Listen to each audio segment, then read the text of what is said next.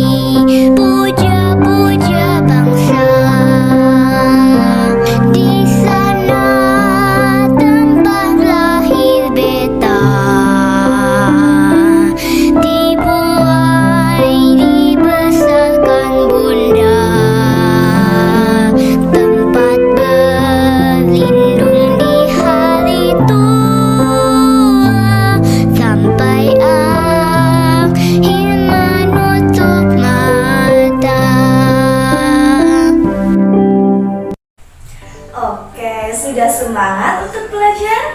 Sudah siap untuk belajar? Nah, sebelum kita mulai pembelajaran hari ini, tolong siapkan terlebih dahulu alat tulisnya. Atur juga posisi duduknya, jangan sambil tiduran ya. Baik anak-anak, hari ini kita akan belajar mata pelajaran IPA materi daur hidup hewan pada fase B kelas 4. Nah, adapun tujuan dan indikator ketercapaian pembelajaran hari ini sebagai berikut.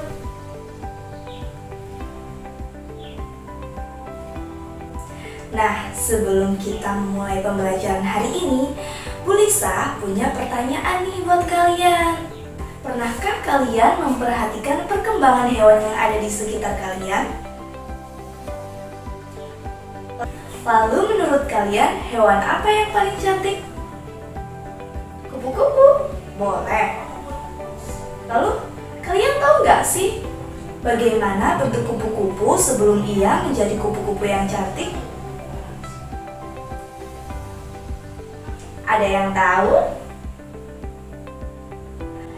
Oke, mari kita bahas pada pembelajaran hari ini.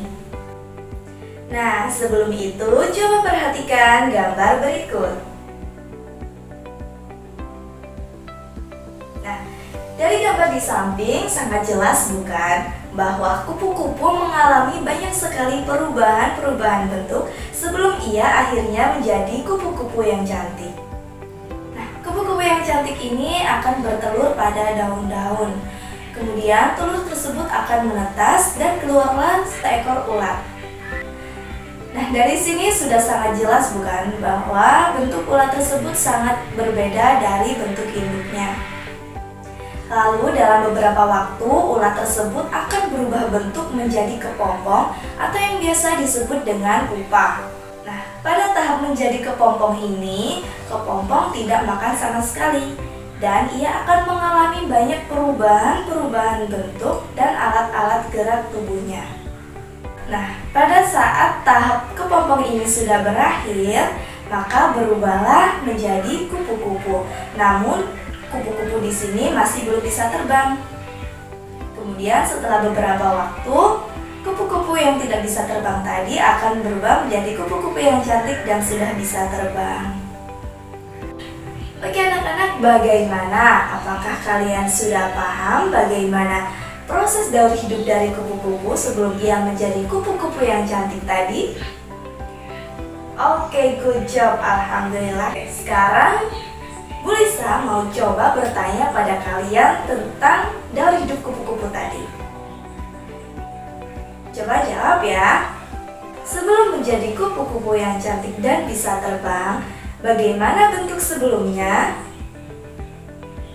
Oke, good job. Bentuk sebelumnya adalah kupu-kupu muda. Oke. Sebelum menjadi kupu-kupu muda, bagaimana bentuk sebelumnya? Good job. Bentuk sebelumnya adalah kepompong. Nah, sebelum menjadi kepompong, bagaimana bentuk sebelumnya? Good job. Ulat, betul. Nah, sebelum menjadi ulat, bagaimana bentuk sebelumnya? Oke, good job, telur. Nah, lalu telur ini dihasilkan oleh siapa? Good job, betul. Telur dihasilkan oleh kupu-kupu dewasa. Oke, tepuk tangan buat kalian semua. Kalian semua hebat, good job.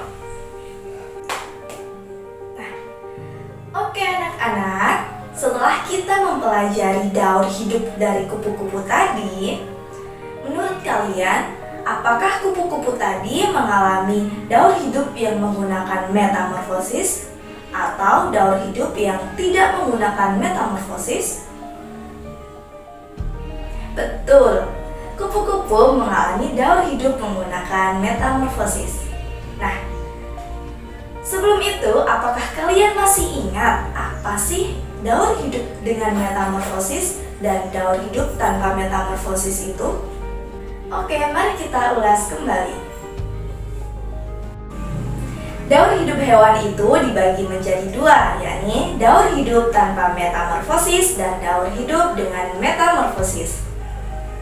Daur hidup tanpa metamorfosis adalah daur hidup hewan yang diawali dari lahirnya atau menetasnya hewan baru yang bentuk tubuhnya sama dengan bentuk tubuh induknya, seperti kucing, ayam, kambing, dan lain-lain.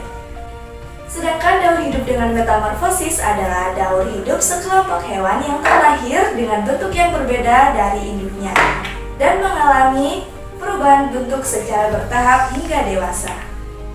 Nah, daur hidup dengan metamorfosis ini terbagi menjadi dua, yakni metamorfosis sempurna dan metamorfosis tidak sempurna. Nah, metamorfosis sempurna ini dialami oleh hewan yang pada saat lahir memiliki bentuk yang sangat jauh berbeda dengan bentuk induknya. Nah, sedangkan metamorfosis tidak sempurna itu adalah hewan yang memiliki bentuk yang sama dengan induknya, tetapi ada bagian-bagian tertentu yang belum terbentuk seperti sayap. Oke anak-anak, sekarang Bu Lisa akan menunjukkan media pembelajaran Kobing atau kotak binatang. Nah, pada kotak binatang ini terdapat penjelasan-penjelasan tentang tahap-tahap perkembangan yang dialami oleh beberapa hewan. Di sini Bu Lisa mengambil contoh tahap perkembangan yang dialami oleh kupu-kupu, kemudian ayam, kemudian katak, dan juga belalang.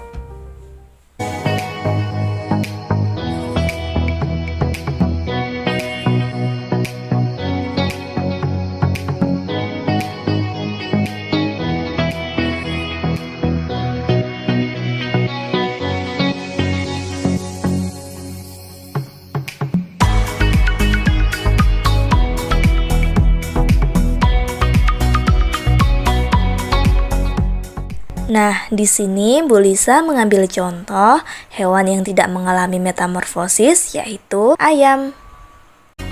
Ayam tidak mengalami metamorfosis karena daur hidupnya diawali dari lahirnya atau menetasnya hewan baru yang bentuk tubuhnya sama dengan bentuk tubuh induknya.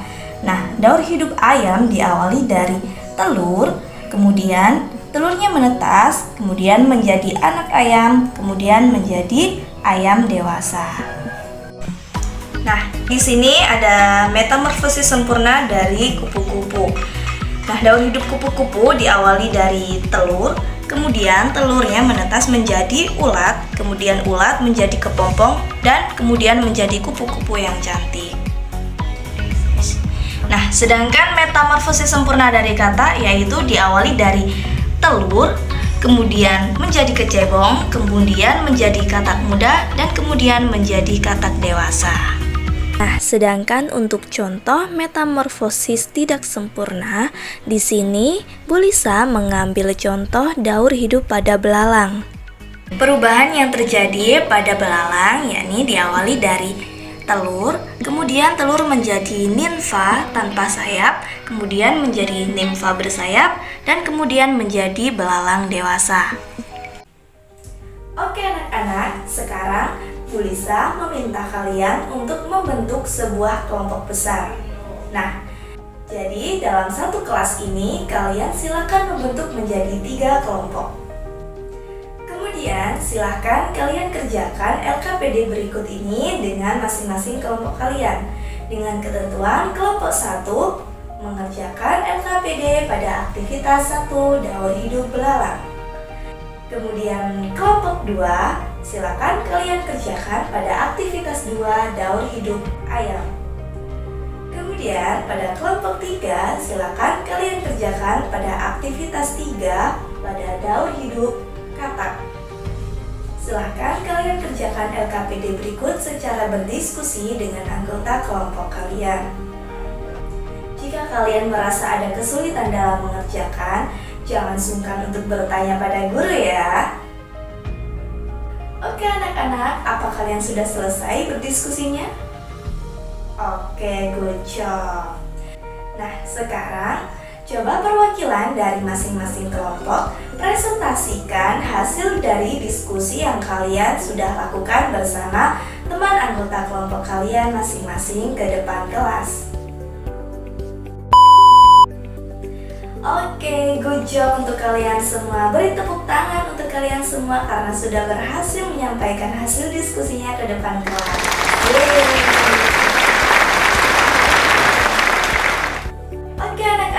Dari pembelajaran hari ini, apakah ada yang ingin kalian tanyakan?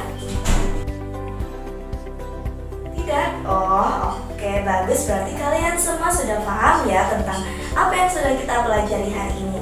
Sekarang coba kita ulas kembali apa saja yang kita pelajari hari ini. Oke, benar. Kita sudah belajar tentang daur hidup kupu-kupu, betul. Lalu apa lagi? Oke, good job. Kita sudah belajar tentang metamorfosis sempurna dan tidak sempurna. Apalagi? Oke, good job. Kita tadi sudah belajar tentang bagaimana proses daur hidup dari ayam, katak, belalang, dan juga kupu-kupu. Oke, baik anak-anak. Selesai sudah pembelajaran kita hari ini. Alangkah baiknya kita ucapkan hamdalah bersama-sama. Alhamdulillahirabbil alamin. Semoga ilmu yang kalian dapatkan hari ini dapat bermanfaat untuk kalian semua. Dan jangan lupa tetap semangat dalam belajar. Terima Terima kasih, Bu Lisa akhiri. Wassalamualaikum warahmatullahi wabarakatuh.